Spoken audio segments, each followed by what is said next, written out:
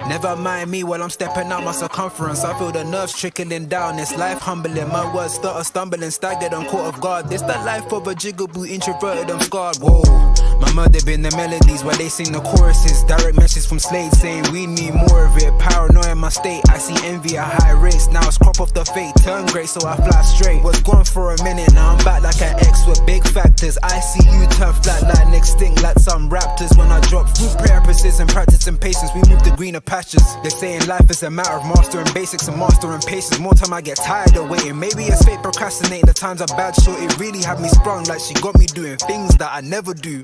You thought that we connected when in fact it was trauma bonding. Just leave it up to me to break the rules, never corresponding. My childhood filled with fence climbs and knee scrapes and bikes and kicking it by the street signs. The older I get, I'm trying to lessen any screen time. The bounce back heavy, I rock steady on climb. This world's a fucking loop, the news will pick and choose whatever truth they wanna give to you. I cannot stomach it, so I poop. Oops. When life turns sweeter, the lemon mouths get louder. But I'm amplified with ghosts from God like that boy Fowler. Working like I got that point to prove. But truth be told, the proof is right in the pudding, no point to lose.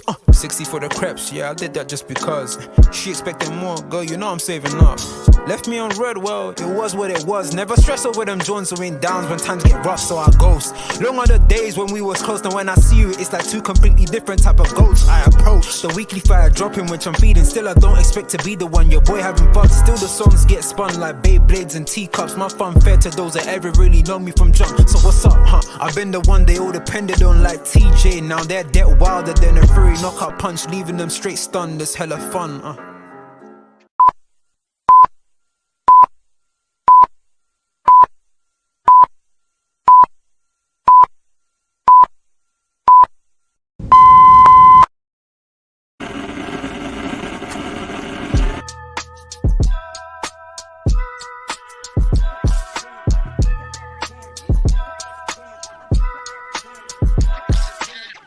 Through the lot, now you know I'm coming through. When the growth look good on you, best believe they wanna screw now. I've been trying to climb, devil threw me in the dark. Baby, don't be insecure, you can still go make a mark like blow. Could never let them drain my soul now. Blow. Tables turning like doorknobs, wow. Blow. I think I'm about to set sail. I'm a walking, living legend, walking with my chest out. Life keep dealing me cards, I keep fitting in love. Woo! What's going on, people? Good morning, good morning, good morning to everybody in the building. Hope everyone is well. Hope everyone is blessed. You know why we're here. You know why we're here. Match reaction. Liverpool 3-3 against Aston Villa. I'm joined today by K-Matt. Big up to yourself. Hope you're doing well, brother. Big up. I'm lost for words. Let me shout out everybody in the chat first, and then we'll just dive into it, man. We'll dive into it. Big up everybody who's, of course, inside. Big up Hollywood Rock. This team is garbage. I hear it. Big up Hakeem. Put Klopp in the sin bin. Hollywood Rock saying 41 goals conceded. Ew, brother. Ew. I got that. I got that cooking at some point. Big up NK Toe, big up K Mac in the building, big up Bonkers. Is it really when we sub Endo off we concede a couple of goals? Who knows, man? Who knows? Who knows? All right, so you guys can obviously see the score there, 3-3. Like you can tell it's an end of season game. You can tell. Big up Pops in the building, man. I hope you're doing well, bro. Yeah, you can tell it's a game that's come at the end of the season. You can tell just in the way that Liverpool played, not so much Aston Villa, because of course they've got something to actually play for, you know, for this season in terms of getting that top 4 place. They haven't assured that, to be fair to them. They haven't. It's not guaranteed at this moment in time. It looks likely, but we know football's a weird old game, so anything can happen in these last 2 games. For all I know, Spurs might beat Manchester City tonight, and all of a sudden everything just changes, you know, in terms of the dynamic. But K-Mac, in terms of general, and we'll get into like players and stuff like that when we do our match ratings, but just in terms of the game itself, man, chat to me, chat to the people, man. Hey, Jürgen said it in the press conference. Who gives a shit? Yeah, I hear it. He actually said that. He clearly didn't give a shit. Look, Tottenham, the Tottenham game at Anfield was the best I've seen in probably 2 years. Like we completely battered them, like up until the 70th minute, and then Jürgen does his subs, and the whole game turns to shit. And we almost, like, to be fair, we probably could have lost that game, even though we were 4-0 up. Like, seriously, they had so many chances. This game really doesn't paint as a 3-1 winning game in any stage, because they had so many chances. Like, there was a stat where their defender, Carlos, was it Carlos? Diego Carlos? Diego Carlos, yeah. He had a 2.9 XG chance. Like, it was hard. It was actually harder to miss. It was like physically impossible to miss. I don't know how he missed that. I actually don't even know. Goal. Yeah, It was an open goal. Like, honestly, that was it was embarrassing. literally an open goal. All you've got to do is just tap the ball into the net. He was right in the middle of the goal as well. It's not like he was like by the side. Do you know what made it funny about that chance? Just before you go on, what made it Yeah. funny is because he touched it, Ollie Watkins, like, it missed him as well. Yeah, he couldn't tap it in because of it was dumb. But yeah, sorry, go on. Yeah. And I think that would have made it 2-2 at that stage. And they'd have probably gone on and won that game, by the way, if that had gone in, because they had another big chance after that. It's really interesting looking at the sofa score numbers, because Jürgen took all his best players off and we turned to crap in the game. Look, it's a game where it's irrelevant, really, like, because we can't move, we can't go anywhere, like. But I said this in another chat. That the Achilles heel of Jürgen, and the reason why we haven't won as many trophies, is we just draw too many games. That's number 10 this season. We just draw too many games under Jürgen. I'd rather take some losses. Man City do. Man City take losses, like, but they just don't draw as many games. It is what it is. We'll cut it up. We'll cut it up. Yeah, I mean, I'm even looking now. There is only one more team in the entire Premier League who has more draws than Liverpool. That's Brighton. That is Brighton. Other than that, it is Liverpool, West Ham, Crystal Palace, who are all on 10 draws this season. That's the kind of company, that we keep. And then, of course, the other teams have got less draws than that, 9s and 8s, 7s, 6, 5, 4s, etc., etc. But yeah, no, you're right. It's true. And even to what you just said there about the losses, Manchester City have lost 3 games this season. We've obviously lost 4. In most other seasons, we usually end up losing less than Manchester City, and they end up, of course, getting more wins over a course of a season. And it's always the draws that kill us, man. Of course, like K-Mac said, though, this game was funny. This game was funny because it was watching it with ends and that, and it's like, as you said, we can't go forward, we can't go higher, and we can't go lower. Like, we're literally in that we can only finish third this season. So really and truly, there is 0 to play for. Like, there isn't even, like, usually, you might get like Aston Villa or Tottenham. They've got a possibility that they could get another place higher, in the league and things like that. But we actually can't do that. Like, we actually can't finish anywhere else. So we're stuck in that limbo, as it is, on plus 43. At this current moment in time. And I'm like, honestly, man, the game was just funny. And it was just funny because, look, we can sit here and do which is true. We can do the whole, it doesn't really matter. And it's true, it doesn't matter. I'm not here to tell anybody, this game we should have done this. No. It really doesn't matter in terms of the grand scheme of things. But when we are being honest with ourselves, come on, man, like, the things that we're seeing, man, it just becomes tedious. I think that's more what it is, more than anything else. Because for me, regardless of anything, as much as I didn't really care about the result, I didn't want to see it in that kind of fashion.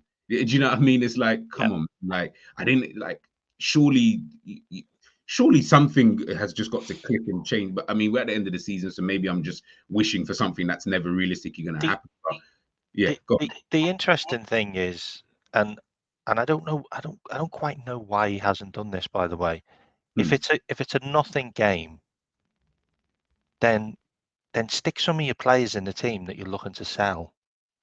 Like, Even put that, them in the yeah. window. I guess Like, he's not going to be here, so you don't know. why is Alexis McAllister still playing? Like, give the guy a rest. Like, he He was looks so dead on his poor. feet. He was terrible against Tottenham. He was terrible against Tottenham. He was at fault for all 3 goals Yeah, today. Like that was yesterday, crazy. honestly, all 3 goals. Like his pass was a rubbish pass in midfield, which Hmm. basically put them on the attack for their first goal, and then he couldn't get to the ball. Second one gave the ball away, and then tried to tackle and didn't get there. And then the third one, he was at fault 100% from start to finish.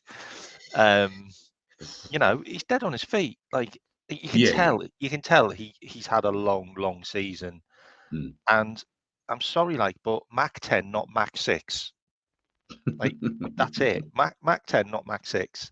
Another one as well is, why isn't Queven Keller playing now? Why isn't he just playing? Like give him True. some games. Like put him in the window. Like we're gonna sell him. We're gonna try and get like 30 million for him. Like Ali was terrible. Like Ali Yeah, wasn't good against Tottenham as well, by the way.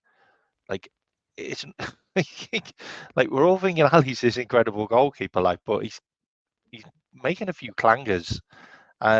He could have easily kicked the ball off their player into the back of our net. yes. And he dallies on the ball a lot, but just give these guys a rest. You don't need to play them. If you're not going to go up and you're not going to go down, then just rest some players, because Hmm. you're on the risk of maybe injuring one of them so they're not fit for next season for Hmm. the new manager. I mean, you don't need to play them. You don't need to play Salah. You don't need to play Mac, and you certainly don't need to play Ali, and you probably don't need to play Virgil either, really, do you? Let's be honest. You want Canate to get some game time. You probably want to play Gomez a bit more now, because maybe as a centre back, because you want to get him in the shop window. And what does Simicast have to do to get a game? Like it's his birthday and he can't even get on the pitch. Like seriously, like it's his birthday. Let him play. It's Guy's listen. played less than 50 games for us in 5 years. Oh, was it less than? Like Oh, I didn't know. like Is he's it on less than 50? 70 grand a week. Like what is the point? It's another massive question mark over the signings that we've made. Like just what a waste of money. Like No, it's he'll go. Edwards will get rid of him. Like yeah, yeah. And listen, I just for think his own sake. Like he needs to play football. yeah, no, of course, and he's an international as well, so he's going to He's a want decent to, player. Like I think you know. he's got, off the top of my head, I think he's got like whenever he plays, every 3 games he gets an assist. Okay, So one. his stats are actually pretty good, and his chance creation's actually pretty good when he plays, but he just doesn't get a game. Honestly, guys, and big up everybody in the chat, by the way. Please make sure you are smashing that like button if you're over here or on X. Make sure you go over to KMax channel to subscribe to that channel. Please make sure you do that. But yeah, no, like I said, it's this game and the final game of the season are going to be funny games to. It's not really an analysis, so to speak. Obviously, we can talk on the game. We're going to talk a little bit about certain players and stuff like that. And of course, I've got McAllister's stat up here. That was posted. I think it was Scorker. Yeah, Scorker. They put this out last night after the game, and it's just funny because on one hand, as you like K-Mac said, it's the end of the season. We've got nothing literally to play for whatsoever. Our place in the league table will not be jeopardized, even if you played a bunch of 16-year-olds. It will make no difference to that. So fair enough on one side of things, but I think what annoys people more than anything is the way we can see these goals. It's not like it's been any different the entire season. And I think that's what, irks people the most, is that we're sitting here in the same thing, like the same thing continuously just keeps happening, throughout these games. And the defense was just, I'll talk about them in a second. This is obviously McAllister's thing. McAllister this season, he's been dribbled past 66 times in the Premier League this season, 4 times against Aston Villa, more than any other Liverpool player in a single campaign across the last 8 seasons. I mean, for one of the goals, I remember, was it the third goal? Was it? I believe it was the third goal. Was it Diaby? I think he just burst past him, and then it just, he didn't even, in fact, that's a lie. He didn't even burst past him. It's like he just sprinted. Obviously, at the time, I believe, yeah, Mac, Endo had come off. So Mac was the DM at that time. So when that space kind of opened up, you were kind of like, crap, because you are the DM. You are the protection. So if they get past you, we've only got the defense to bloody save us in this kind of situation. And listen, man, at the end of the season, we'll do the ratings for the players and stuff like that. But yeah, this is one of the reasons. This stat right here, and this is just a small stat. This isn't like a main stat or anything like that. But this stat right here epitomizes what I said about McAllister in that 6th position. And just, I've never, ever been comfortable, because this is the kind of thing that you will see. And again, we can do he's not a natural DM kind of crap. We can do that all day long. But ultimately, this is why he just is not someone that you want to see in that position. As K-Mac said, Mac 10, not Mac 6, ultimately. So whether that's Klopp, I put that mostly on Klopp anyway. Regardless of what we had to do in terms of, we needed Endo to get up.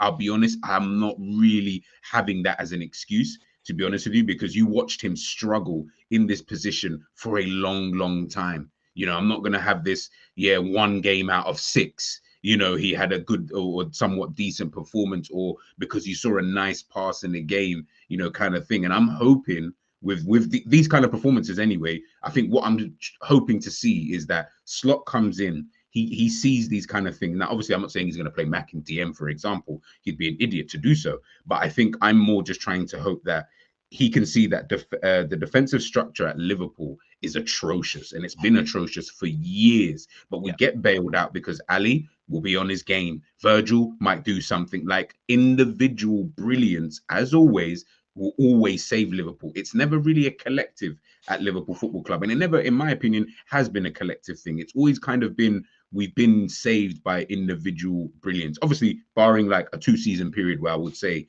we were really, really good. And 18, 19, 19, 20, where I was like, Liverpool are really, it is more of a collective. But outside of those years, and we're saying he's been here for about 9 seasons or whatever it is, you're saying 7 of those seasons. So, a 2 to 7, 7 to 2 type of ratio is what we're actually dealing with when it comes to these kind of tactics.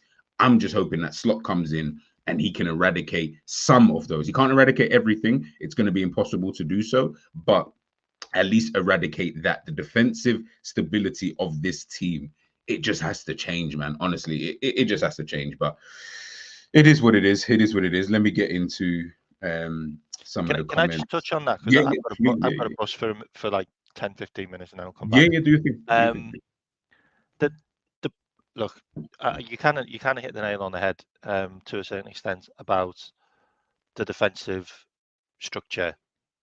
But what I want to see change is, I don't want to see players doing other jobs. Yeah. Like I want a DM, and that's their job. Like, that's all they do. You know what? You're a DM. You're world class, or you are really, really good at what you do. That's all you're gonna do. You're not going to, like, 45 minutes into the game, you're not going to go, you know what? I just need you to play right back for a bit. Like, why do we need a player that's really good in their position to do another job? Like, we shouldn't be in the situation where we need McAllister to fill in as a DM. We should just have a DM. Yeah. Or we should just have a right back, or we should just have a centre back. I don't want jobs for other guys. And also, this whole structure is an issue because in the middle of a game, you're moving a guy into a different position, and then you move him into another position. Like, that's not easy to do. Like, and we've seen this all season with Joe Gomez, right back, left back, centre back, DM. Like, you know what I mean? And this is a problem. I've got to jump. I'm sorry, guys. I'm sorry. I'll be back in a bit, though. All right. Yeah, no, do you think, man? Do you think? Right. Do you think? But yeah, like, I think Like, listen, look, I agree with what with what K-Mac saying, in that regards when it does come to that, and it does come to, I think more so, I don't necessarily have a, would I say, problem, so to speak, with the change of players in terms of position, because obviously I see it at Manchester City, I see it at Arsenal, I see it at Brighton, I see it at quite a few clubs. I don't necessarily have a problem with that. I think where my initial issue with that in itself would actually be is just more because our system isn't flexible like that. We don't have a system like a Manchester City where you can just do that, where you can say it doesn't matter that Vardio plays predominantly as a wide centre back or one of three centre backs. He can slot in at left back, no problem. Because our system is flexible enough for that to happen. Kyle Walker, he's even going to be a right back, right midfield, right sided centre back. It doesn't matter. John Stones, he's either going to be a centre back or a DM. Now it's not accident like these players. I'm not saying that they couldn't necessarily do it, prior, but the system allows for these type of players to do so.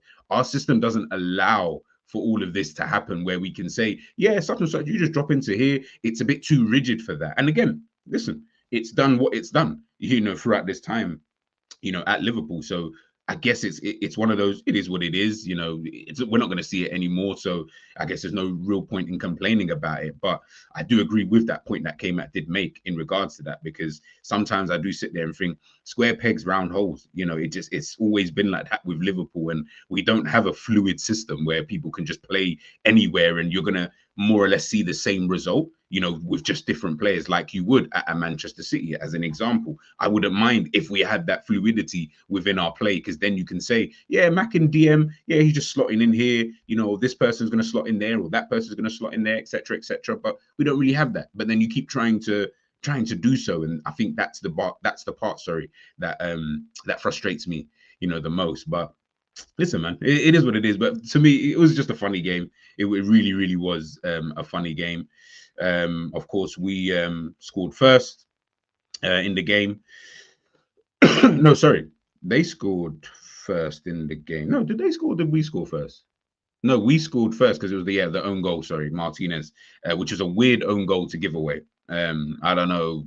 Hey, I'm not here to question, anything about that. Then, of course, Tielemans scores his goal. And again, even when we look at even that goal in itself, I was just like, bro, I don't quite understand why we're in a position where all they've got to do is do the cutback, and the space that just it was like he was just in all the space in the world. And I was like, so where's your DM? I like, and then I see the DM, he's getting drawn to the ball with everybody else, with the centre backs, with the right back at the time. Like I'm like, I don't quite understand, like, what's really kind of going on here. But I guess it is what it is. It's one of those kind of things. Don't complain, and all that kind of good stuff. Then we started to gain a little bit more of a foothold in the game. I do admit there was a period of that game where I thought, okay, cool, Liverpool are starting to gain a tad bit more momentum. Villa, to me, at points in the game before they scored the 2 goals from the substitute, I did feel there was a period of the game we went 2-1 up and then 3-1 up, that it was like we were gaining momentum and we were dominating a little bit of the proceedings. Now, they were still having chances. I will give them that. They were still getting chances in the game. But I felt like in that period, we were maybe the better team. But it was always, we're maybe just edge it a little bit. But within that, they're having so many chances. They're still getting opportunities, to score goals. And that was always going to be, kind of my worry. I mean, they ended up having more shots on goal than we did.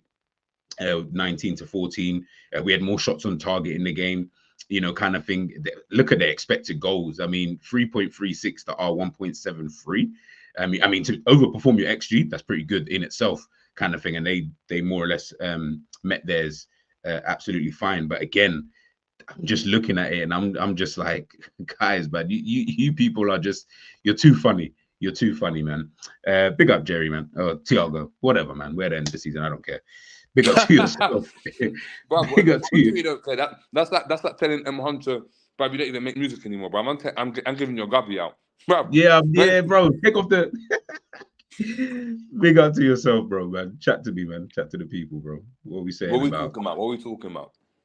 Well, just the game. We're gonna get onto the what do you call it? The match ratings in a sec, so we can dive into like every player. But yeah, just general in terms of the game. Just general. I didn't chat to you properly last night in regards to the game. Do you know what it is? Carragher summed it up, and it's something that I've summed up before, and we've spoken about. I've come to the realization, yeah, that the way Klopp sees football means that the teams will never really have a semblance of control in games.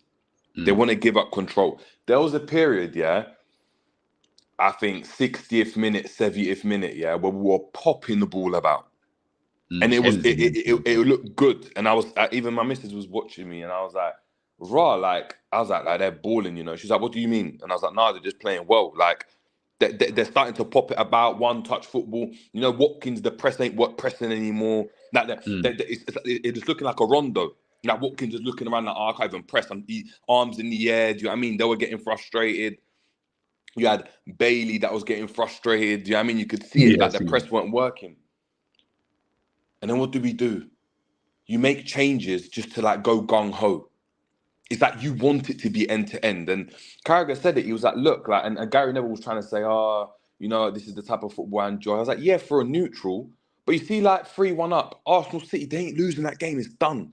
Like, they just carried on doing that rondo, the concentration to do that rondo for the rest of the game.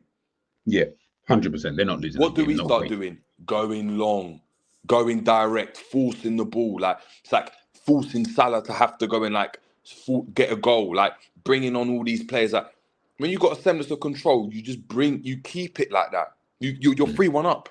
But Liverpool don't want to go and do that. And unfortunately, that game summarised Jurgen Klopp's tenure at Liverpool. It summarises it. Where it has to be end-to-end. It's like he gets a kick out of it being end-to-end. When it's not end-to-end, it's like it annoys him. He finds it boring. He has to change it up. He doesn't see football like that. And that was an example of it. And unfortunately, when you try to go end-to-end with a team that wants to go and do that and needs to go and get a result, and they've got players like Bailey and Diaby as well, which, you know, when you're talking about Mane replacement, he's the closest thing I've seen to that Mane replacement where he's off. And when he's off, you can't catch him. You're playing into their hands. So, boy, like, that's really the game, innit? It doesn't really mean a lot. Kwanzaa, quality header from him. Quality header. Yeah. He's just a baller. Yeah. Like, you can just tell he's a baller. Yeah. I like him a lot. Apart from that, man. McAllister in the 6. This is what I was saying about McAllister even earlier on when I was saying I weren't being moved by him. If he's not getting on the ball and moving the ball and influencing games on the ball, he doesn't offer anything else. He does not offer anything else. He's not winning headers. He's not winning first balls. He's not winning second balls. He's getting dribble past. And that's what you're going to get from McAllister if he's not on form. Because he's got nothing else. Like, don't control games with his part. He doesn't. He gives it away. So, yeah, man, it is what it is. We are Liverpool. Yeah, man. No, but it is. We are Liverpool, innit? That's it. I totally agree, man. I do agree with that in terms of the way that we play and in terms of especially the way that you know, someone like Jurgen Klopp sees the game, because you can tell in the way that he does see the game throughout his time here. And obviously, if we're just looking specifically at, you know, last night's game, I think what I found the most interesting was, I know everybody blames the subs. I don't actually blame. Like, I don't blame him for like making substitutions. That's not really my issue. My issue more comes in, do you understand like game state? Like, is that something that you ever thought about? Because it just seems to me, and I said this yesterday, and I've said this for time in terms of Klopp, right? I feel like he's not making subs for the game. He's making subs that are already pre-planned. So he told Nunes, the supposed, like, who else came on? Gravenberch and I can't remember Curtis Jones. He told them before the game, guys, you guys are going to come on at this, obviously, barring any injury, you guys are going to come on at this point in the game. No matter what the score is, no matter what's happening in the game, you guys are going to come on. That's the only thing that I can think of when it comes to when he makes these substitutions. Now, I know someone's probably going to say, oh, but our substitutions have worked, etc., etc. I don't think it's worked because he's made great substitutions. I just think it's worked purely out of that luck of, well, he brings on Elliot, for example, against Crystal Palace. I don't think that was something where he thought, you know what, I need Elliot in this type of game, etc., etc. I don't think he looks at it like that. I genuinely believe he's always looked at it like, I'm just going to bring them on at 62nd minute if the ball goes out of play, and then this is what's going to happen. They're going to play in these positions. We've trained for them to do this role, regardless again of whatever's happening in the game. I just need them to do this, and then whatever happens from that, the players obviously will take control, etc., etc. I don't know how you guys, in terms of you guys, do that. Can I touch on that? Big up, Jerry, by the way. We got. Look, that's what I can't wait for. I can't wait for the new manager to be a guy who actually does something in games to change games, like to actually structurally change the game, you know, and to make subs that are actually, you know, why can't we make a sub where we take a striker off so we've got two up front? When has that ever happened? Like, when have we ever put an extra man in midfield? Like, to put 5 in midfield, like, or to go more defensive. Like, I've only ever seen maybe once or twice where he's put a defender on to put 5 at the back, and that's been like very rare, and that's normally right at the end of the game. But he doesn't see football like that, K-Man. No, that's what it is. Like, he looks at it and he's like, no, it's like the half empty, half full analogy, isn't it? It's always the same. At high level, I play as a defender, innit? So naturally, my instincts are always like defensive. I'm always watching, like, all right, where's the danger coming from? Like, on a set piece, if I go up, I'm thinking about the first thing I do is, I ain't going to score. I'm checking to see who's back before I go up. Klopp's different. Klopp just sees press. We need energy, press. That's how we're going to overpower these teams. So he won't look at it like, bring on an extra midfielder to see up the game, because he's not like a Mourinho where he's like, you know what, we can win, or an Ancelotti, we can win the game without having the ball, without pressing. We can just sit back in our low block and hit you. It was proven last season when he had to change it up, and when he was changing it up, you could see it was like it would work, and then he just, like, as soon as it works, he'd revert back to type. That's just what Klopp is. So there's nothing we can do, innit? Do you know what I mean? It's like, if he likes it for here as spicy or bland, he's gonna eat his bland food. He likes his spicy. What's up about this? You know what, G? If he likes, do you know what I mean? Fufu of a banku, it doesn't matter, brother. Like, you can't force him at this point. He's an old man. It's Korma or Tika for life. Yeah. Big up ends, man. Big up bros. If you could, I just sent you the link. I don't know if you got Cav's number. It's going to get busy in here now, man. But that's what I can't wait for. I can't wait for the next guy to, and I think we're all gonna be shocked by how flexible this guy is, and his in-game management of just, like, all we had to do yesterday. Look, it's not rocket science. We're 3-1 up, like 3-1 up in the game where we shouldn't have been 3-1 up anyway, but we were. Just sit back, bounce them on the break.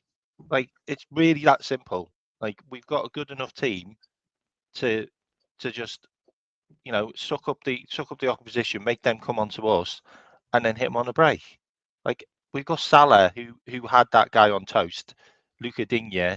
He had him on toast all game. Like, he was terrible all game. That ex-Everton left back or right back. I don't know what side he was on, to be fair. But he had him on toast, like, all game, and all we had to do was just work on him, and we probably could have got a 4th or a 5th. And in moments as well, like, God, we make such bad decisions, like, in game, like, and that's just our strikers. Like Diaz, just pass the ball, like, just pass the ball to the guy, or just give the ball to the right person.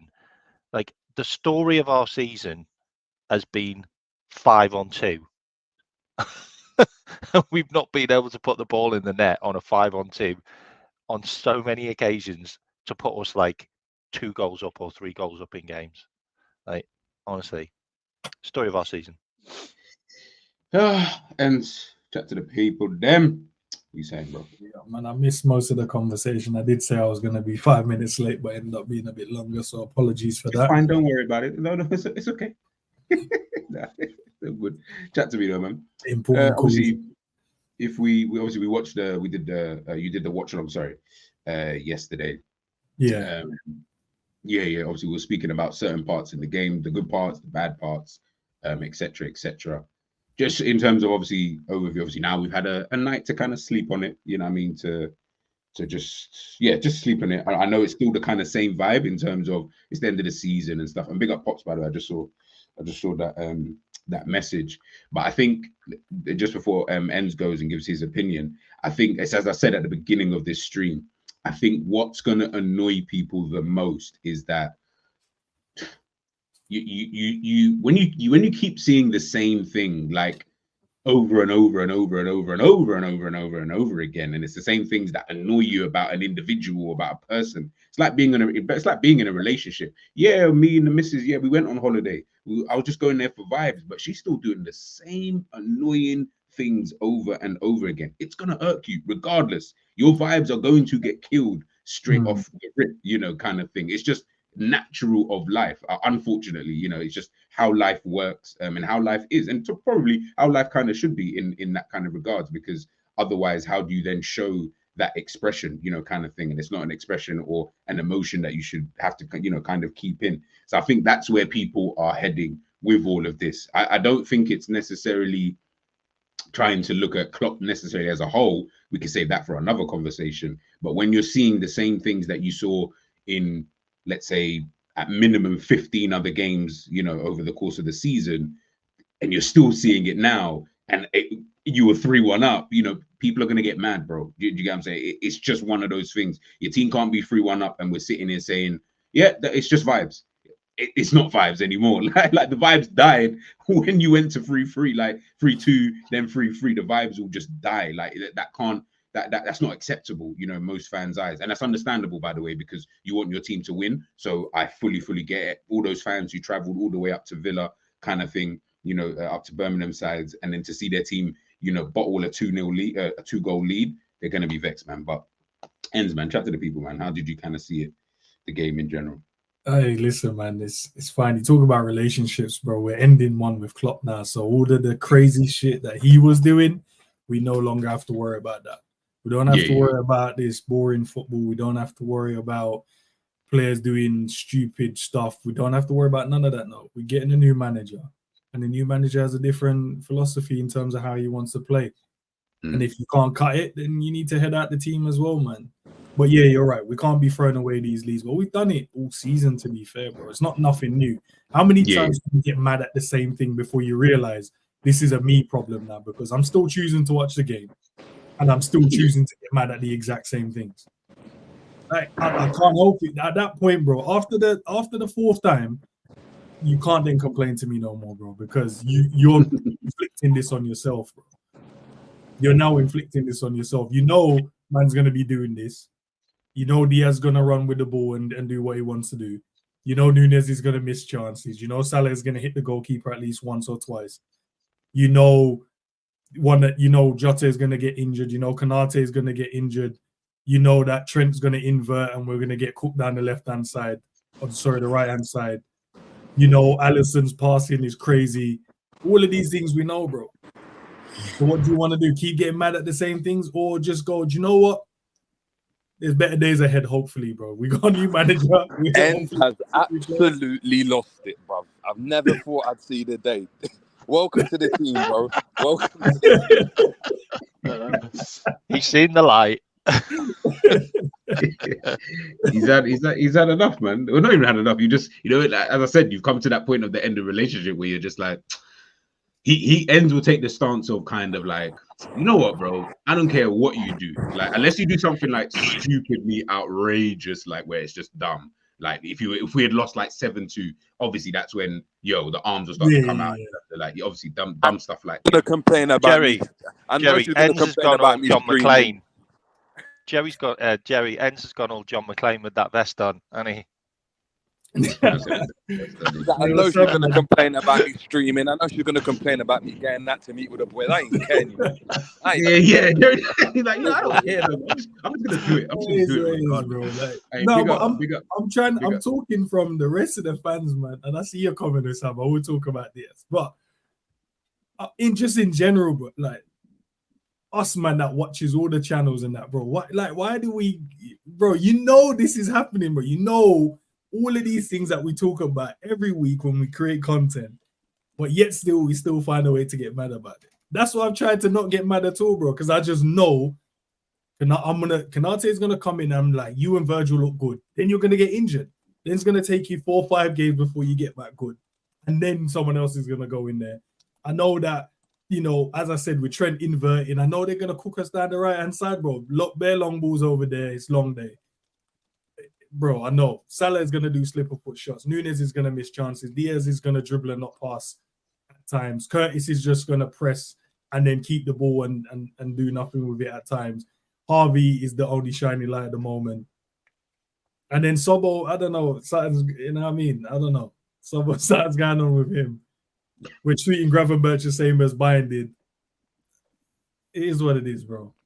It is what it is. I'm not mad. I'm not mad anymore, bro. I can't be mad at my team no more. I'm just looking forward to next season, guys. I can't be mad no more. Like, I'm looking forward to next season. Say that again. Oh no, was it Jay? I think Jay said something, but no, I'm just looking forward to next season, G. If I'm being honest, bro. No, I feel you, bro. I feel you. Big up Cav in the building, man. Love for joining in. Morning, guys. Morning. Chat to me, Cav, man. Chat to me, bro. What are we saying about yesterday's game? Look, first of all, I'm away at the moment, so I'm on 4G. If it starts crackling or whatever, let me know and I'll jump out. But yesterday's game, just fun. Like, look, we've got nothing to play for, so it's one of the rare times where you're going to be able to watch Liverpool and just watch the game, maybe with a little bit more emotion and more of a analytical point of view. But even that's pointless because it's all going to change next season. But it's just fun. There was 6 goals in the game, open-ended, chance being created, a lot of technical players out there, a lot of good football at times, and a lot of terrible defending at times. So from a football point of view, it's exciting to watch, and you've got to try and make the most out of these games when they come about. But it's kind of the same story for us, isn't it? Ability and quality on the pitch, yes. But at times a real lack of understanding between players and a real lack of game management. And to be honest, it probably shouldn't come as a surprise, be it that this is somewhat of a transition season and this is a new group of players effectively, and they're still learning each other's game and understanding. And as good as they are, all good players can play well together. It's just that experience playing alongside each other where you naturally know where that man is going to be, how he's going to play, and you adjust your game to suit them. And that's why we concede so many goals quite often, where once the opposition's beaten our press or they've pulled one of our players out of position, it all kind of falls to pot. No one covers each other. No one helps each other out too much because everybody's focusing on their own game and their own bits adapting into the team. So I think that understanding, that development perhaps would have come next season with especially the midfielders having a full season under their belt. But it's all going to change again with Klopp leaving and having a new manager and ideas and style and what have you. So I think we've done well in a lot of respects this season, but what the other teams have who are ahead of us in Arsenal and Man City is that experience of playing together and knowing that when it comes to the crunch point of the season, these are the levels that we expect and this is how we get through them games. Because look, Arsenal only beat United by a single goal. Their defence has been solid recently. Well, most of the season to be fair, but really when it's counted, and that's togetherness. That's being a team, that's being a unit, and that can only come in time. So hopefully there will be some ins and outs this summer, but hopefully we iron out a few very basic things, to be honest with you, in the summer. And then next season, there is that understanding and there is those set positions for players. And it just aids us towards a better title charge. So reasons to be optimistic. The good thing is we have a squad full of quality. So we've got what we need to work with. We've not always had that before. All of our title charges before have hinged on maybe 3 or 4 really good players. And then the rest are bang average. I actually think we've got an incredible squad. Just needs knitting together, I think. No. I feel you in that. I can't even lie. I feel you in that. Pick up, Sam. I said, is anyone just sick of these players' nauseating feeling looking at them? Yeah, I was gonna say. Can you guys hear me? Yeah. Yeah. Big up, Cav. Yeah. I was gonna say as well. Like, I know we're saying we've got a squad full of quality. I think, you might say man for man, like Szoboszlai is more talented than Henderson. But in terms of who's a better player for the system and how we need to go and play, Henderson proved that he was better. Gini Wijnaldum proved that he was better. I think it's a bit mad to say we only had 4 players that were well, when ultimately it's a team sport, and the only way we were ever able to achieve what we did was due to the fact that we had those players. Like, I don't think the players that we've got right now are anywhere near the level. Probably clarify. Yeah, 18, 19 Oh, aside. okay, well, prior to that, Yeah, that's fair. But again, I agree with what he's saying. I just think when it comes to Liverpool right now, I think, look, Klopp saying that he wants to leave kind of just supports your point, innit? I think he knows tactically he's not really up to it because he's been incapable of really adapting and moving with the times. And the seasons where we've done really, really well, we've kind of just gone on this kind of momentum run where we didn't outsmart any team to go and get a victory. It was just everyone's on form and everyone's just firing, and it's just his way or the highway. Now, obviously, when you haven't got that level of play, or when you haven't got that cohesiveness that you're talking about, you need to be a bit more, creative with how you go about things. You go and look at Arsenal. Arsenal lost Xhaka in midfield. Partey hasn't played in midfield this season. They've had their own midfield rebuild, yet they were still able to be creative with how they went about things. Like, they hoped to have Timber in the team. That didn't work out. I mean, Gabriel didn't start the season because it looked like he might be leaving. As in, he looked like he was going to be on the chopping block. Arteta was creative. You go and look at City. They sign Nunes. They sign all these players. Calvin Phillips isn't good enough. They let go of Gundogan. They were going through a mini rebuild themselves. De Bruyne has only played a third of Premier League games this season. They've had to go and be very creative with how they go about things to go and get results. And they've proven that they've been able to go and do that. Liverpool, on the other hand, when we've tried to be creative, it hasn't really worked. Like, McAllister in the 6 hasn't really worked. Like, Szoboszlai doing his Henderson role, we've kind of taken away from his game. Like, asking Salah to do a different role than what he's done, do you know what I mean, for 4 seasons before, barring obviously this season and last season, it hasn't really worked for the cohesiveness of the team for me. So, yeah, I think it's just good. Klopp's gone, man. Like, look, farewell, innit? And yeah, I'm just interested to see what this manager, as En said before, is going to bring and provide. Can I just jump on that as well? Jerry's spot on. Like, I've said this on another channel. I like my conspiracy theories. I genuinely believed that a couple of years ago, Klopp was leaving. FSG got him to re-sign a new contract, and I'm strongly in the belief that Pep and Linders was supposed to take over from Klopp. He was supposed to be his heir, and I think the team's been building, as in players-wise and tactics-wise, in the last 2 years for Pep and Linders to take over. And what you're seeing now is a shift from Klopp, gegenpress, heavy metal football, to Pep and Linders NEC days football of inverted Dutch total football, which for me is total crap.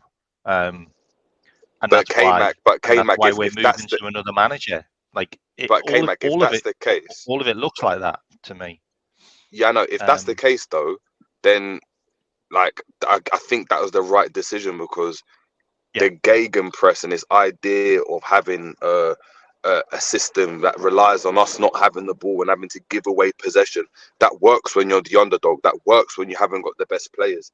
When teams start to go and respect you, they sit off you and ask you, go on, break us down. And now you've got to be a bit more creative. So if that was the case, like, theoretically, that was the right move to go and do if they're thinking, oh, look, we've got to adopt another system in which we can kind of dominate games. Because prior to that, you know, we had a season where we were like scraping through 1-0 wins and stuff. And obviously we had top quality players that enabled us to go and do that. But we were struggling to break down teams. Like, we just knew, like, once a team sat back in, it's pass, cross into the back post. Hopefully Mane gets a header. Do you know what I mean? Henderson plays that first time ball, or Trent plays that first time ball. We're smashing balls across the box because we can't, there's no system to break down teams. So if that's the route they went with, then props to Klopp for actually thinking, you know what, this system isn't working. Because prior to that, yeah, we had great players, but you could see the demise of that system, especially when considering Liverpool haven't got the ability to go and, you know, refresh the squad every 2 seasons and buy the best players in every position. We got quite lucky by being able to obviously sign quality players. They then become the best players in their position, to a point where in every position we were saying we've got the best centre back, the best right back, the best left back, the best goalie, the best number 6 in Fabinho. We've got the best skipper, we've got the best right winger, we've got the best false 9, we've got the best left winger, and we've got the best manager. That is very unique. Like, you're not going to get that all the time. When you go and look at City, you would look at them man for man and say they've got the best left back, the best this, the best that. When you go and look at Arsenal, you certainly wouldn't go and say they've got the best right winger, the best left winger, the best striker, the best goalkeeper. But it's the system which enables them to go and break down teams. So if we move to that Pep Linders situation and that inverted situation, it's probably given us a bit more control in games. Now, the problem is we haven't got the player. But if we just went to try gegenpress every single game, it would be like yesterday's game. Yesterday's game was a great example of that. When we started to go and just assert ourselves, as I said prior, there was a period from like the 50th minute to like the 70th minute before we made the changes, where you could see Watkins, Leon Bailey, Diaby, whoever was there, Douglas Luiz, getting frustrated because it looked like we were going to see out the game. We had all control in the game. That's something that's not synonymous with gegenpress and Jurgen Klopp football. What happens then is that then he makes the changes, right? And he tells the players the instructions, go out, press, gegenpress, get the ball back to front really quickly, and we lose all sense of control. That game epitomizes a Jurgen Klopp team. The idea of having inverted fullbacks, whether you rate it or not, is there to bring about control in games. So games where we've had a bit more control, when we're seeing out games, you know what I mean, we go up 2-1, 2-0, and we see out the game, that benefits us in the long run. But I just don't think we can sustain it in the same way Arsenal and City can. Sorry for babbling on, though. No, it's fine. You can babble on. It's absolutely. No, I'm joking. No. But in regards to what you're saying, though, and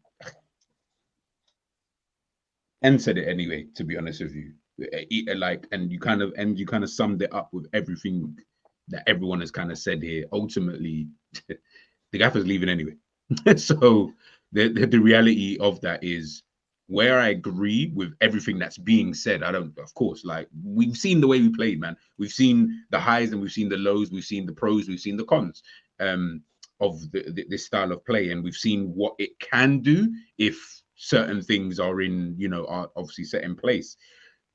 As you say, though, Jerry, it'll be interesting to see what the new manager does when he comes in and how he kind of takes it forward. Because, of course, under the impression that he is going to more or less continue what Klopp has been doing, during his period of time here, obviously doing it in his own way, but they want something relatively similar to that. Fair enough. That's absolutely fine. I hope you have the flexibility, though, because I hope you also understand that we might not be able to just always go out and get the player or go out and sign these players that can just come in and enable us to do that role, where we can then have a system where we can go and do X, Y, and Z, etc., etc. Because me personally, I didn't care when people were talking about we've got the best right back, the best this, that, and the third. I didn't care about all of that, because to me, that doesn't really show me anything, because you're not winning enough to really determine that. If I'm being 100% honest, you can have all the best players in the world, but if you're not really winning anything or winning significant amounts, how can we then sit here and say we have the best, this, that, and the third. If I'm being totally honest, I just don't. I can't really always see it that way. Like there has to come some type of correlation. There has to be a correlation somewhere. It's okay if you say won like 2 Premier Leagues and whatever, okay, and then maybe 2 Champions Leagues, then you can maybe start grouping that into that. That's absolutely fine. But when we start saying you've got the best, this, that, and the third, I'm like, well, where's the evidence being shown? Now, the spotlight is going to be shown on either, which is what we, as fans, this is what we keep doing, either the spotlight gets shown on the players, because every single week we keep talking about every single player, whether it be Nunez, whether it be Salah, the entire attack, the midfield, the defense. Is Virgil good enough? Alisson. Now people are questioning Alisson when the reality is we've been calling this guy the best goalkeeper in the world for like God knows how long. Either the spotlight gets shown, shown on that, or get shown on the manager. Either or, you're gonna, or it's gonna be shared, kind of thing. And this is where we're at the moment, I think, with Liverpool. And to take it back to last night's game, everything we've been saying, I almost feel like it all happened in that one game. Like everything you've been thinking about Liverpool, everything we've been saying about Liverpool, pros and the cons, it all happened in that one game. It literally happened. And I think, again, to go back to what you mentioned, Pops, in the chat, I think that's why people are not going to sit here and say it's just vibes. Obviously, I'm saying, yeah, it's just vibes or whatever. But there comes a point where that vibe can be killed. And I think almost Liverpool killed it in that, literally in that, what was it, 10 last 4 minutes or 5 minutes of the game that Duran came on and scored or whatever the case may. It's like he just killed the whole vibe, man. And I think that's where people are at, because we're talking about all of this stuff. What about the game last night? Let's even talk about that game. Like, let's pinpoint that. We're talking about everything in combination, but it's because all of that happened in that one game. That's why everyone is voicing their opinions and etc. But it is what it is, man. Can I ask you a question though? Does these opinions stay the same after the last game of the season? Do these opinions stay the same after the last game of the season? You know, everyone has an issue and everyone's moaning about this and that and subs and all that. Do you guys keep that same energy after the last game of the season? You have the thought. So if you thought a player was dead, it's gonna stay that way until such time when, I guess, it changes.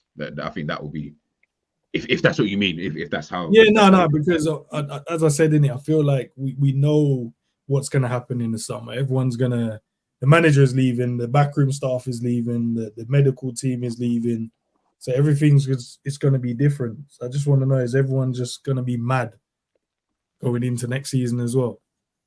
No, we can't be, because we're going to be judging players differently, because the players are going to be asked to do something different. Like if you watch Trent on the overlap, he pretty much told you what they are asked to do, which is press, win the ball high up the pitch, and then if they come up against a low block, try and some risky passes, because even if you lose it, you can press and win the ball back again.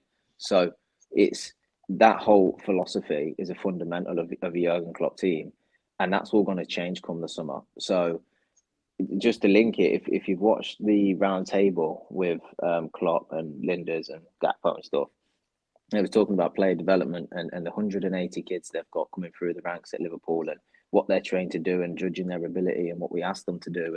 And all of it is to match what the first team do in terms of their style and play. But when they said they got players like Trent, they never trained him to be intricate. They never trained him to do tiki-taka. They never trained him to be here or be there. He was so incredible in a particular ability of passing. They just left him to it.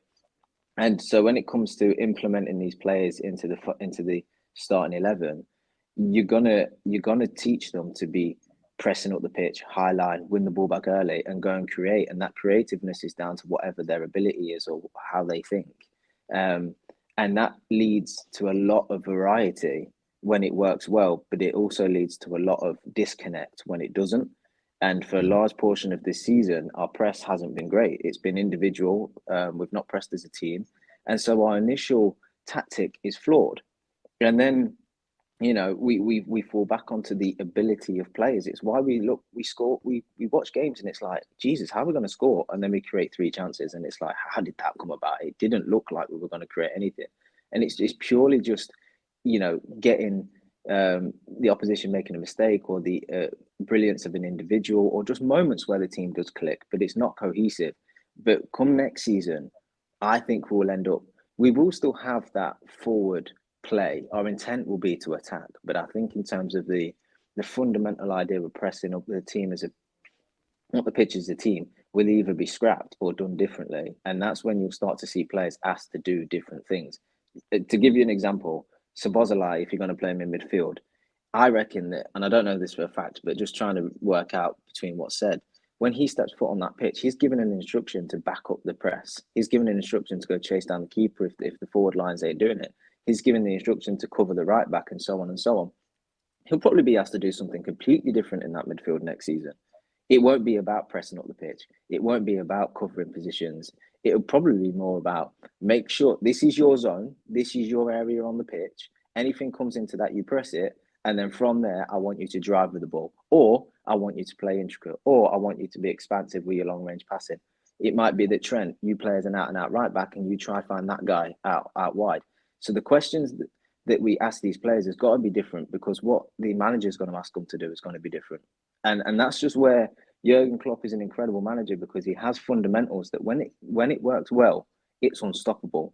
But it hinges on a lot going right, and it hinges on a lot of players knitting together cohesiveness, energy levels, and ability. And unfortunately, when you lose one of them pillars, the whole thing can just look like scrambled thinking at times. But it's been good enough to get us third. So you can't complain about it too much, and it's took us to win every trophy. But I do think that's part of the reason why fans are quite excited about next season, is because they see the qualities in the squad and they think, do you know what?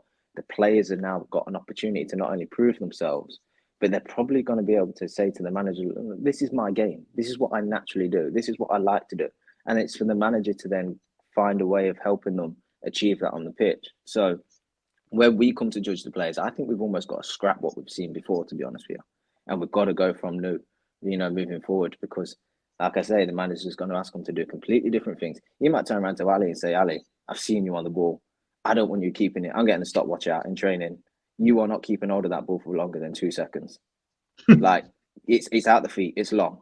It might, so much is going to change. So that's my answer to your question, and I appreciate it. Well put, by the way. And Cap, well just to add, you might go, Kelleher, you're better with your feet. You might as well play and go. Yeah. Mm-hmm. Can I just touch on what Cav said as well? And hey, I never thought we should take Kelleher out of the team. We had that chat ends. Yeah. If it wasn't. But sorry, just before you go, K-Matt. But do you see where I was coming from before? We're talking about a world-class keeper that we call him world-class, by the way. And now we're having conversations where months ago, as short as months ago, that wouldn't even have ever, even for whatever you thought about Kelleher, in terms of whether you thought in your head, yeah, he's probably a better on the ball, you never, ever would have said, I would rather maybe Kelleher just playing goal because he can do it. That wouldn't even have crossed your mind, purely out of the fact that you would have taken everything over, everything that Alisson can do over what a Kelleher can do. Now, that conversation seems to be rearing its head a lot more in recent weeks. Go on, K-Man. Say what you're going to say. I got absolutely roasted for saying keep Kelleher in, because Kelleher's never played a season. So why not give him a season? Like, you know what I mean? And his form's not warranted in him being dropped. But you got your mates and you play them, don't you? That's kind of how it works. I wanted to touch on what Cav said as well, because since we've done the inverted, and by the way, like what Jerry said before was spot on as well, that if we hadn't have moved to the inverted the middle of last season, then I don't know where we'd be, because obviously the press didn't work anymore.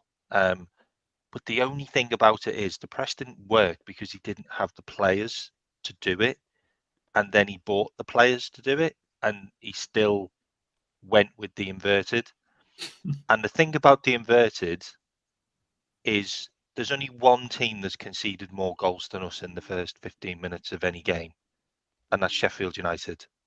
Like, 33% of the season we've been behind in games. Like, it's just it's unbelievable how bad we are in starting games. Like we are literally -5 in goal difference in the first 15 minutes in games. Like, we shouldn't even be in the position we're in the league, if I'm completely honest. Like, all the numbers put us in about 7th place this season because of the goals we've conceded, the amount of times we've had to come back in games. Like, for the likes of a Manchester City and an Arsenal, in the last 15 minutes of games, they're scoring their 3rd goal, which puts them like 2 up in games. So they're actually putting an extra goal in. We're trying to get a winner, or we're trying to equalise. Like, you can't keep on doing that. You can't keep on going to the well. And for me this season, and also last season, by the way, there's only 2 type of tactics that I see in games now. And it's flood the opposition's half with as many players as you can, which is why we leave ourselves completely wide open at the back, and hope that we get a knockdown, or hope we get a ball, or hope they make a mistake, because we've got so many guys in their area. And that's the first route. And the second route is Trent Hollywood. And it's worked. Like, it has worked a lot. Like, we've only lost 4 games. But the problem is, there's only so many times you can get world-class players into positions, or people can drag you out the mire.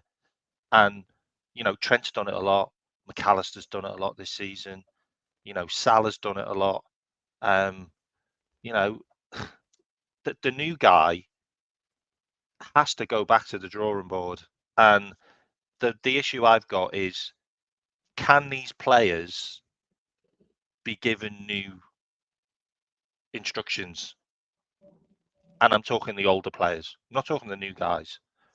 Like your Max, your Grabs, your Gapcos, Nunez's, Diaz's. I think they're still quite new to the Klopp system, that they might be able to take those new instructions.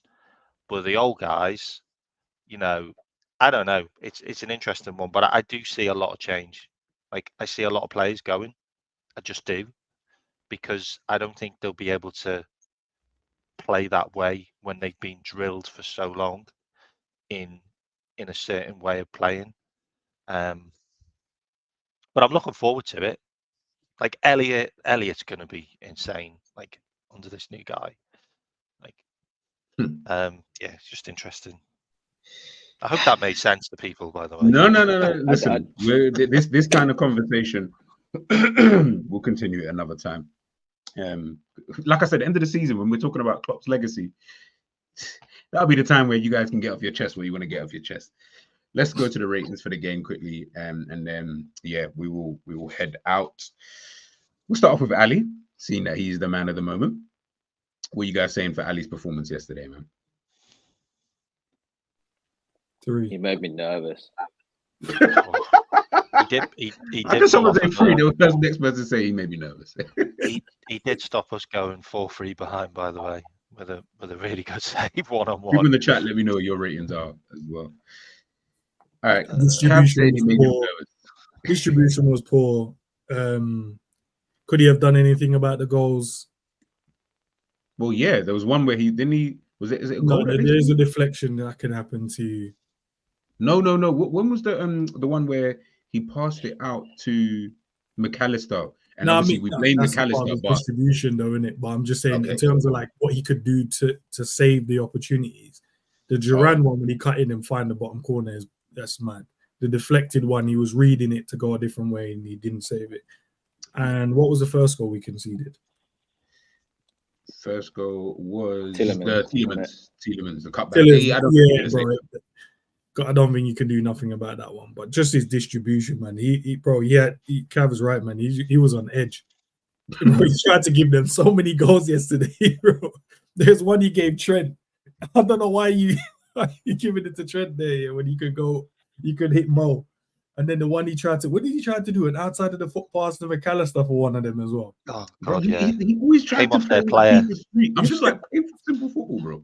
It's not everyday FIFA Street. There was one like, he passed to Wataru as well, bro. He was mad. And then there's one when Virgil knocked it back to him, mate, and went wide.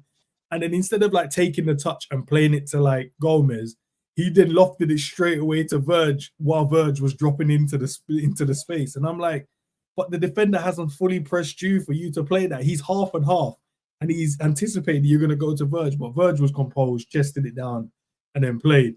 But if I'm the defender there, I'm telling man like, bro, what are you doing? Like there's only one striker pressing, and you got Gomez, you got Kwanzaa, and you're giving it back to me. Nah, bro. There was a few hospital passes in there, I've got to say, like. Yeah, nah, he technically, from what I saw the stats, he had one error leading to goal. So I don't know which one they're saying that was an error, but they said that he's got one error leading to goal. But yeah, I'm with Cav. He made me nervous. Like just watching the game, as simple as that, he just made me nervous. Like, and that's not what you think when you think about Alisson. Like usually he's the one where you're like, thank God we've got Alisson. Like you're always saying that. But in that game, I was like, hey, you know what? Bring someone else in because you're not helping with the situation as it is. Gomez. Frustrated me actually. I thought he had one of them games where he's been good at left back doing the inverted thing and filling in, but yesterday felt like a game that he would have gave us maybe a year ago, where he didn't really have much confidence or conviction on the ball. He did well with the overlap to create that post goal, but other than that, I just seem to.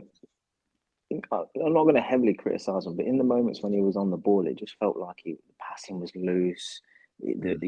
Fair play to Villa. They've got some pacey players, but people were running off him, and he had to recover. And it just felt like a game where he was like 10% off it overall in his entire game, without picking out moments, I would say. Yeah, I think the same as well. Just you're right. There's moments when you're like, just take the guy on and get the ball in the box. And it's either he doesn't trust his left foot or he doesn't have one. And I know he has one, so I don't know why you don't just trust it. Because even the pass as well, I'm like, why didn't you go with your left foot there? One with his right foot to play it across the box, which is a weird decision to make, but it came to a goal, so that's fine. But yeah, he's another one as well, man. But I think to the end of the season, and with him, he's like, even if I play good, I'm not even starting anyway, bro. So what's the point? It's funny how I always find those kind of comments kind of funny when like what you just said there, because it's like the comment that Michael Owen made about Darwin Núñez when he scored that goal. I think we all remember. I can't remember I want to say Brentford, but yeah, whoever it was against. Yeah, the chip. And then Owen was like, good finish, but that's not a finish that, like, why did you make that kind of finish? And Enns basically said the exact same thing, for Gomez's assist, which is, and I agree with you, by the way. It's like, why didn't you just go with your left foot? Like that would have just made it, because either way, when I look back at the replay, it kind of looked like he tried to actually go for goal. I can't even. That was a shot. I was going to say that. It didn't actually look like he tried to assist that. Belted whether that would have gone in, I don't know. Would he have gone in if he didn't touch it? Because I'd have been interested. I don't know. He belted it. That wasn't it. Kind of looked like that was like a pool shot. When you're trying to get the ball in the pocket, like full pelt. Like, let's put it this way: if it did go in, if it would have gone in and Gakpo didn't touch it, I reckon it just goes in. It did look like it was just kind of good, because the way he shaped up for that, he didn't shape up like, I'm just going to slot this into the back post for Gakpo to. Nah, it wasn't that. It really didn't look like that. But besides that, yeah, I think you guys are right in terms of Gomez for me. Look, it's the same with quite a lot of players at Liverpool right now. It's in games, it's like one step forward, two steps back. Like you see individual brilliance, and you're like, oh great, and then you just see garbage, and you're like, how does that happen? Like, how can you be so good in that? How can you be so good doing that and then terrible doing that? Like, well, but it comes with not playing consistently as well. And you're right. They need some of these players. They're not players that you can just put in whenever and expect. So you can't just put Gomez in and then go, I expect a performance. Yeah. sometimes you have to play a couple of good games and then get your rhythm. And whether people think then these guys are not simulators and they're not computer generated guys, but they're human beings. They have to play games to get a rhythm, to get your passing range, to get your tackling, just to get up to speed, your fitness, because there's a difference in your fitness in just running around doing a fitness test, and there's a difference of playing a higher energy, high octane game of football in the Premier League. It's completely different. And that's why they have fitness and they have match fitness. But yeah, these guys, you can't just expect them, bro, and that's the problem. When they're in good form, just play them. What baffles me is if you look at Diaz's game, he always picks up the ball wide and he'll always look to cut in, right? Sometimes he might hit the byline, but usually he's trying to cut in the box. And when he does it, he plays with a hesitancy. He's looking for somebody to make a run for him so he can either link up 1-2 or play someone in, like how our second goal came about. And that to me screams get an overlapping fullback. And you know that instance where he plays the ball into Gomez and then Gomez cuts it back across into Gap. It looks such a simple goal because it is. Because that's a player, that's a winger that plays like that. And then you get the right blend. You put a fullback rushing on beyond him. And I know Robbo didn't make the team yesterday, but for me, I think that's where we've got a few things wrong in our lineups this season, where you could just tell there was no cohesiveness between Diaz and Gomez on that side, and so therefore you should change your personnel for that reason. Try and help each other out. Put Tsimikas in there. Well, put someone that's gonna run beyond Diaz, because that how he's gonna play. So again, one thing I think that the next manager is probably gonna look at with a fresh pair of eyes and think, right, if I play that guy, he's gonna do this. I need to get the right people around him. And just create them simple chances again. No, I agree, man. I agree. I said this to you at the start of the show, didn't I? Like, I can't wait to just see players just play one position. That's it. Just play one position. Like, the thing with Gomez is he's a central defender. Like, that's what Gomez is. He's a central defender. I think whether he's a central defender or not, he can't even get in the team as a central defender. But yeah, I think we've played, like I said before, even in answer to that. I think you just went off. You went away. I don't mind being able to being able to play different positions. That's not really even necessarily a problem. The system has to allow for that, though. If your system doesn't allow for that, that's where it looks a bit weird. So Cav's talking about just having that overlapping play, and he obviously did it in that one instance. But we do see, as Cav said, there's more often than not, Diaz will play with that hesitancy because he doesn't have when Gomez is playing anyway, because Gomez isn't doing that overlapping run all the time. Like he's cutting in sometimes, and obviously he's right-footed, so naturally he's not going to necessarily want to overlap anyway, because he's not going to want to play that ball on your right. It's like when obviously it's a left-footed. I'm left-footed and I'm predominantly left-footed.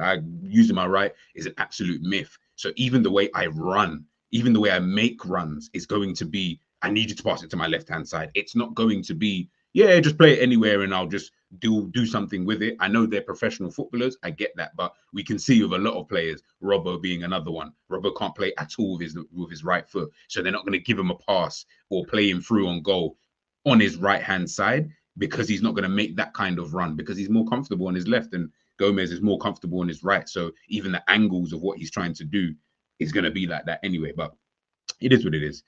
Let's move on to Trent Alexander-Arnold. What are we saying about him? I don't even know where he was playing yesterday. He did obviously the inverted thing, but like it's different to the Spurs game. The Spurs game, I could see what he was doing, but for this one, I didn't understand his role.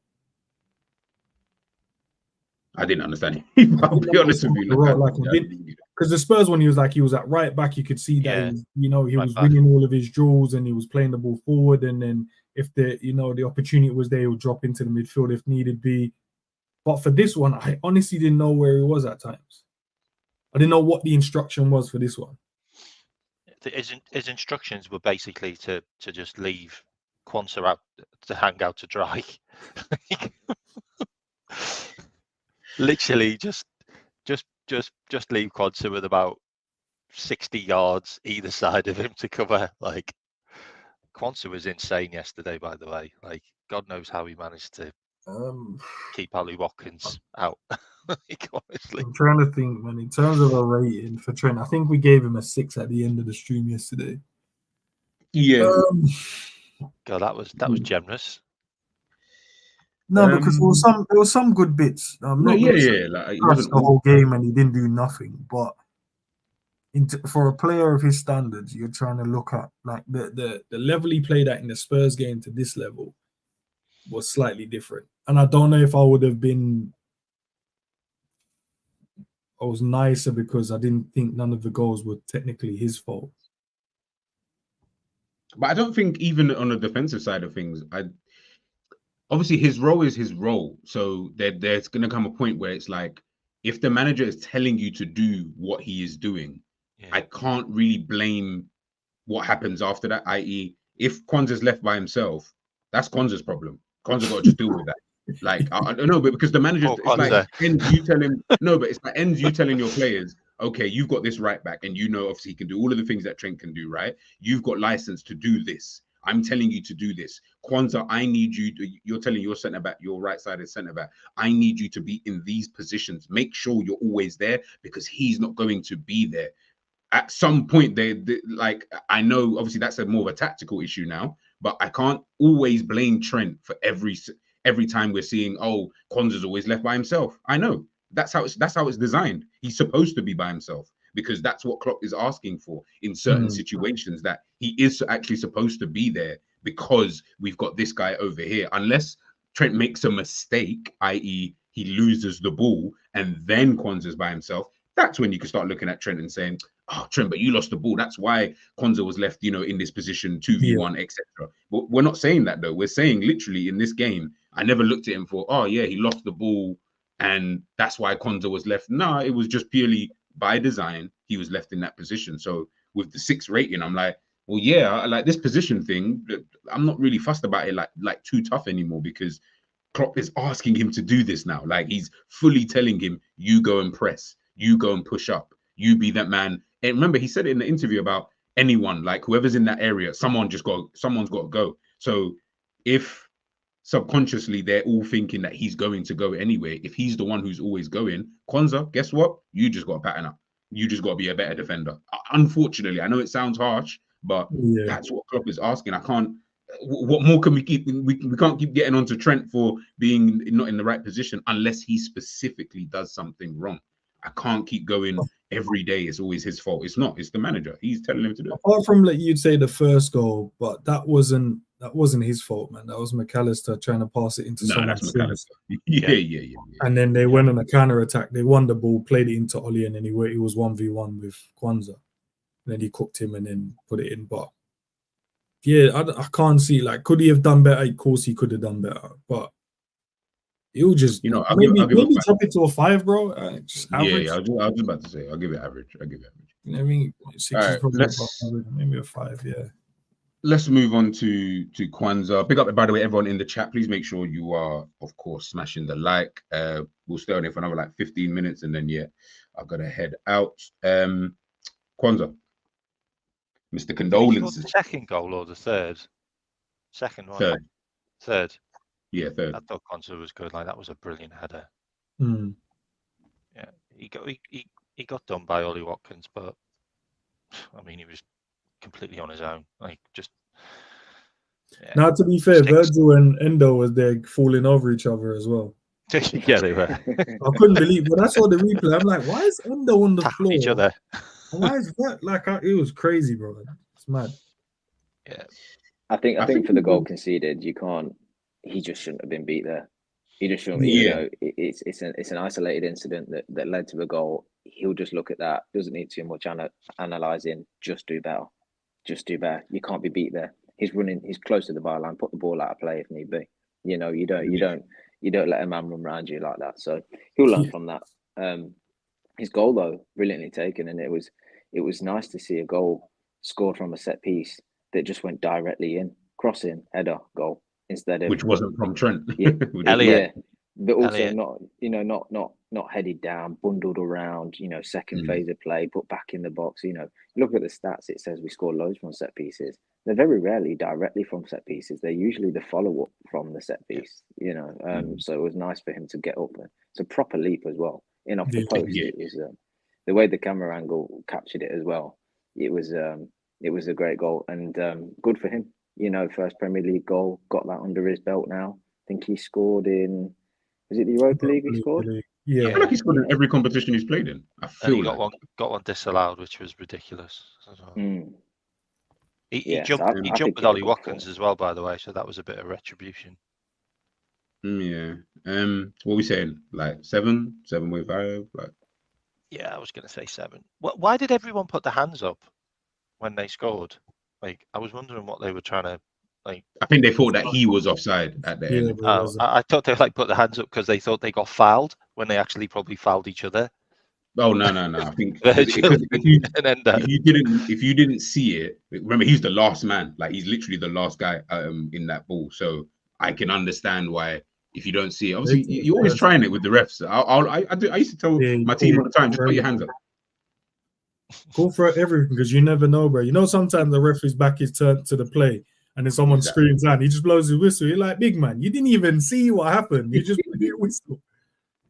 Sometimes you may get it, man. All right, El Capitano, DVD. Yeah, 4. Wow, wasn't good. What wasn't good though? I was gonna ask, like, what isn't good? He got. I didn't think he was good with Gomez. Like, I didn't pair with them were good. No, Virgil was calm, man. He just did his normal stuff. I'm trying to think what goal was his fault. Maybe trusting McAllister again with a pass. I just felt when you're the captain and kind of everything's falling apart, you just get a grip on it a bit more. Maybe command it more. I don't know. Like it just felt like we kind of lost control, and he kind of went down his side as well. Like all those goals, those 2 goals, all came on his side, all of them. Yeah, but that wasn't his fault that they came on his side. Yeah, one was from McAllister and one was Alisson. Well, I think all of them were McAllister's, but it's fine. Yeah, they were all McAllister's. Yeah, but yeah, maybe I'd say give him slightly less than Kwanzaa just because Kwanzaa got the goal. But no, 100%. I don't think he was better than Kwanzaa anyway. When Virgil was asked upon to go across and help out, do you know how many times he went across and covered and won the ball off of Watkins as well? How many times did he win the ball off DRB blocking crosses into the box? Yeah, he did quite a lot covering Gomez as well, seeing out the play. I don't see what the issue. Unless someone can pinpoint and give me an exact point where he did something I missed, then that's fine. But for me, I thought he was just calm. Yeah, I'll leave it at 6.5 for the time being. All right, got to run through this kind of quick. Endo. I see people saying 7s and that. I don't feel like it was a 7 performance from Endo. I've seen him get rinsed a few times, but I'm not sure. I don't know whether that was him or McAllister.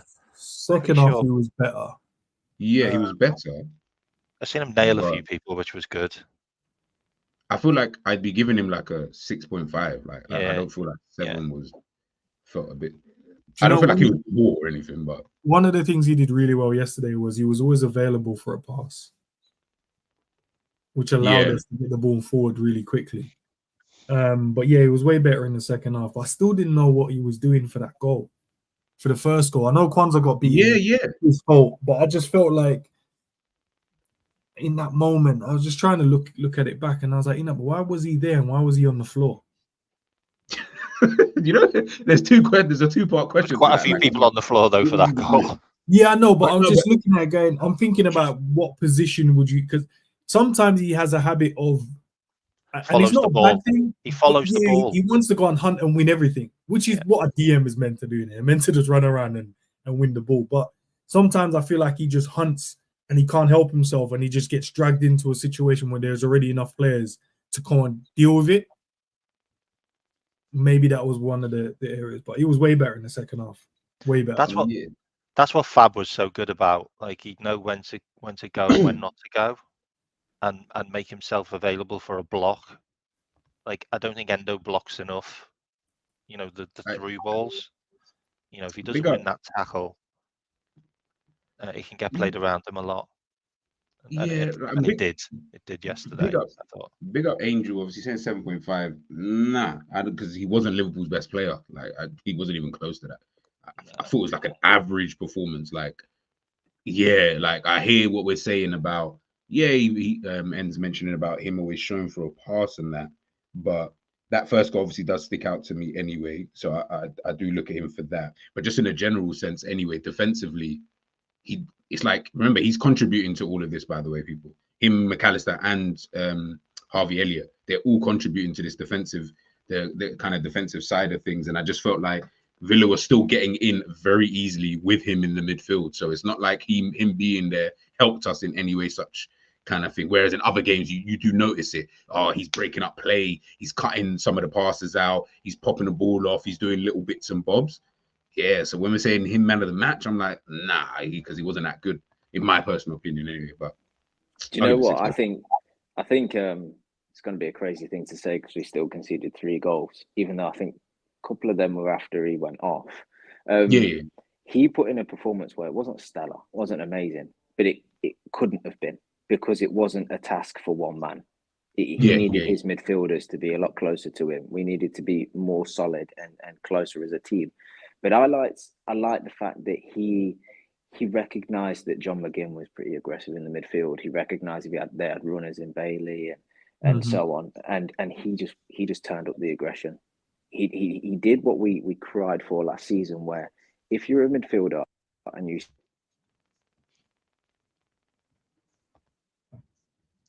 Is that me? Might have to answer something there. I'm waiting for that. Yeah, I was waiting for that little. I won't be able to get on with my day now, Cav. Like, it says the thing if it happens. Exactly on the 4G. But look, when Cav comes back, he can obviously add to that if he needs to. I'm going to continue on. Elliot. 8. I thought Elliot was man of the match. Whew. He was absolutely brilliant. He was everywhere. He could have had a goal as well, by the way. Why didn't he shoot? He just he hesitated to use his right foot. Well, he did score, didn't he? But it was offside. Yeah, but there was one when he won the ball really high up, him and Mo, and Mo made the inside run and it opened up the shot for to find the right-hand corner. And he just, I don't know, he just hesitated. He wanted to shake back onto his left. So just trust your right foot, bro. Don't need to always rely on that left peg all the time. Because it's easy to read then, because players will be like, well, he's just going to try and cut in. So we can just wait. And then we know once he cuts in, we can just nick the ball off of him. But yeah, he was really good. I thought he was Liverpool's best midfielder. Let's put it that way. Yeah. I thought he was the best midfielder on the pitch. First half, we saw him popping up in spaces. We saw him trying things, getting the ball into the final third, being an option for either for a Salah, for a Gakpo, for the defense and stuff like that, even for Harvey, even for Trent and things like that. For me, he was the best midfielder on our team anyway. Silly yellow card though, I will say that. Silly petulance thing. But yeah, I would give him a free kick though, by the way. Regardless, he had every reason to be pissed. But my thing with all this about being pissed. I get it about being angry. Listen, I get angry over the silliest things as well. Unfortunately, we know where football's heading now. So if you do that now, I'll be honest with you, I'm gonna be mad at that now, because I'm like, what that means when you kick the ball away. You're gonna get a yellow card. You know how much pressure that puts on you and the team, because now you have to be on your best behavior almost, because any little thing you do now, referee's gonna get onto you. The crowd, we're playing away. So when those kind of things happen, I am looking at players now a lot, just because it's another thing that's being added. It's not their fault, but it is what it is. I just think that that's something that I am looking at, and I'm like, bro, you need to pattern up when it comes to these kind of things. Do you get what I'm trying to say? But I don't think McAllister, the free big up Neverfoul. Guys, once this is finished, it will be redirected straight on to Never a Foul, where I'll be jumping across there and chopping it up about the game. Let's move on to McAllister anyway. Yeah, let's move on to McAllister because he Zero, bro. was shit. Told Yeah, you he was shit. Zero. He said we're giving zeros. Yeah, that's yeah, bro. Nah, he Keep was the shit. same energy, bro, from yesterday. Yeah. Zero. He was Last game, he was on holiday. Yeah. And then this game, he went up another notch, bro. He actually decided to go to the lobby and get some drinks and that, but that was about it. So we saw he was there. We knew he was on holiday now, but he did nothing. Like the first goal, literally what I blame Mo for in one game, where he hit someone's shin when he could have just played a simple pass. They counter-attacked and scored. The next one, Bailey was it Bailey or DRB, bro? Just ran past him in midfield like he didn't exist, bro. Just clip his heels, man. Take the yellow card. Didn't want to do that. And then the next one, Virgil passes him a ball in a nice little space. He turns and loses his footing. Then gets spun. If anyone clipped, like how they clipped up Joe Gomez, yeah? Remember when Matoma gave him that mad turn and then roofed it? Yeah. Yeah. I promise you guys in the chat, go and look at his position when he scores. When what's his name scores? Duran scores. Go and look at his position. He loses the ball and then tries to slide, and then he's in some mad. Yeah, some X-ray. Have you seen the block he does as well? As he tries to block it, his legs are open, and the ball goes between his legs.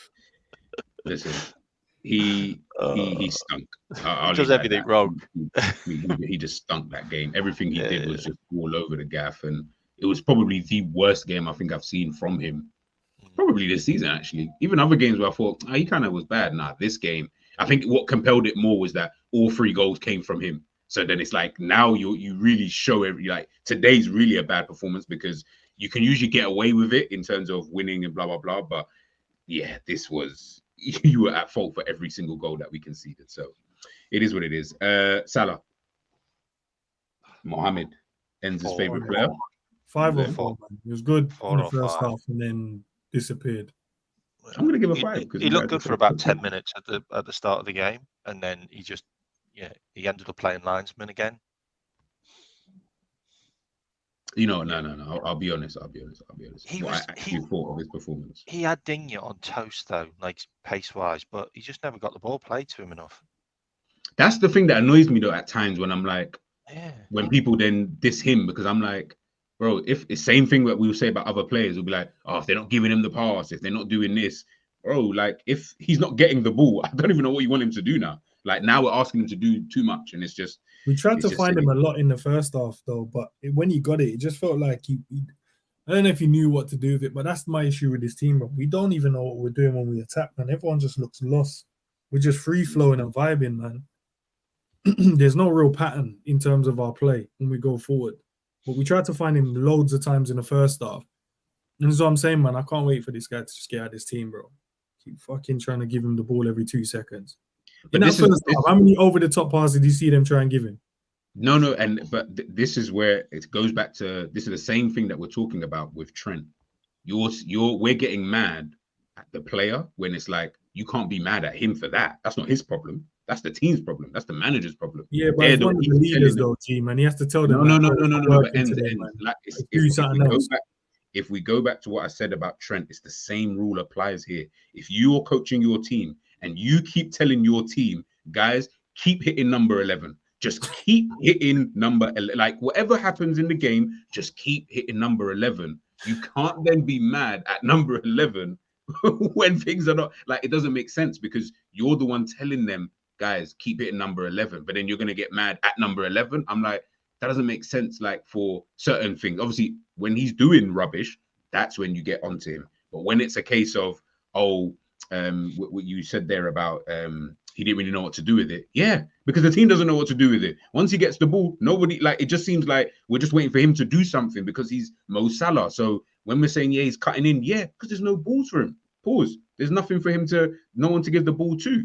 Same thing with Trent. When Trent gets in these positions, he's doing dumb stuff, Hollywood football. And I'm just like, bro, why did you do that? And then I'm just like, you know what, actually? He probably just did that just off his own back because he's just thinking, let me just try this. Maybe this will get us into a better position. And then we move from there. Like, sometimes somebody talk about again. missing an open goal as well.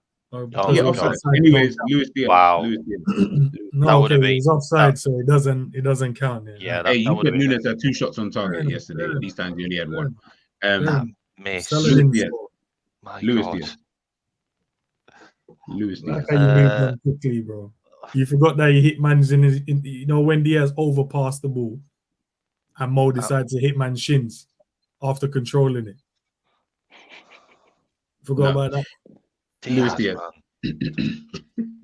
Just I don't really know how we actually go anywhere with Diaz. For me, like he's just got no end product, just no end product, like consistently. Like, you just know what he's going to do, and you know he's not going to pass the ball to the right person, or the pass isn't going to be good enough. And I'm just like, you can't rely on this guy no more. Like, new manager's got a job on with him, I tell you. 4.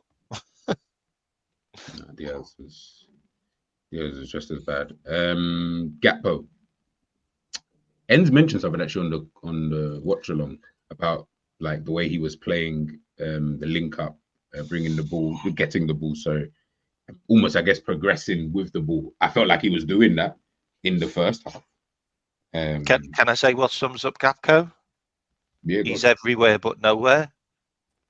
Yeah, what did I say, Enz? I don't know what he does, but he does something. Like he's all over the pitch, but he doesn't do anything. But something happens. It's just weird to quantify him. But I do think he had a good game, but I don't know what he did apart from the tapping. Like, but he does do stuff. But it's weird. It's crazy. It's so mad because I'm like our forwards haven't been clinical, but they've scored the most goals. I know, it's nuts. I think we scored more goals. I think it's the second highest goal scoring season under Klopp. Do you know, because you mentioned like end product, and I'm not disagreeing. I think we can be better, but it's like you can't score that many goals and say you don't have end product. I know, but I'm not going to disagree with it. It's mad. That's the conundrum of being a Liverpool fan. Like, bro. This kind of moment in time. All right, guys, I'm not doing the subs. I don't care about the subs. I'll be honest with you. I'm not going to rate them. They did nothing anyway. Give them all a 3. Nunes, I'll give him a 5 still. Big up Nunes. Scored an offside goal in that. And... Oh, we're counting offside. Stay offside. Yeah. Like, I told you I'll count it. You don't want to count the Mo one, bro. Mo missed from under the crossbar. Anyways, like I said, guys, this is the player ratings. Obviously, McAllister, the worst player on the pitch. I think that's right. Elliott being the best rated player. I think that's also right as well. Couple average, or him and Kwanzaa. I think you can choose between any of them, to be honest with you. The rest, listen, we drew 3-3 in it, so it is what it is. Them kind of situations, them kind of moments. I'm not here to do the whole Nunes thing. We'll save that for another day, guys. We'll say that for another day. I'm going to head out now, guys. Like I said, it'll be redirected straight onto Never a Foul, where we're going to be chopping up the game over there. So make sure you guys head on over there right now. Smash the damn like button. Do not go anywhere. Big up to K-Mac, to Jerry, to Cav, and Enz, of course, for joining me today. Enz, just before we go, is there anything popping for members today? video is out, man. Cool. My honest opinion on all the Liverpool players, who we should keep, who we should sell. But it's not like a buy, sell, loan thing, bro. It's my honest opinion on all the players, and some of the ones I shout out, man, could shock you still. I'm definitely. I'm just waiting. Yeah, don't worry. I'm gonna get a membership right now, and I'm gonna tune into that. I just want the membership just to listen to what he said about that. That's all I want it for. I don't want it for any other reason. I want to hear. I guarantee you're gonna agree with 90% of what I said. 10% you're gonna argue with me about, but 90% you're gonna agree. All right, cool. All right, cool. I'll place that bet. Guys, make sure you become a member on over at Ensman TV. Make sure you obviously subscribe to K-Mac's channel as well. I'm going to love you and leave you guys. Catch you on over at Never a Foul, people. So do not go anywhere. I'll see you guys potentially tomorrow morning. We'll chop it up about something. So just make sure you keep the notification bell on, and I'll catch you guys in a bit. Peace.